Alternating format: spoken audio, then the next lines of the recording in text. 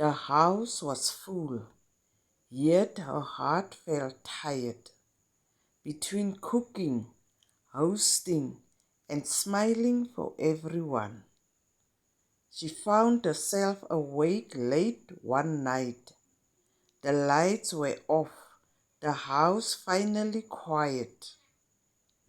She sat alone with a cup of tea, listening to the distant sound of Christmas music from the street.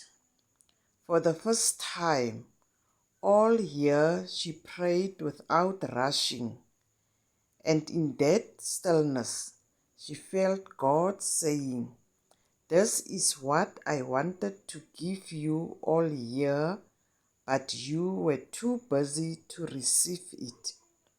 That night, nothing changed outwardly. Christmas break didn't fix her life, it restored her soul. Yes.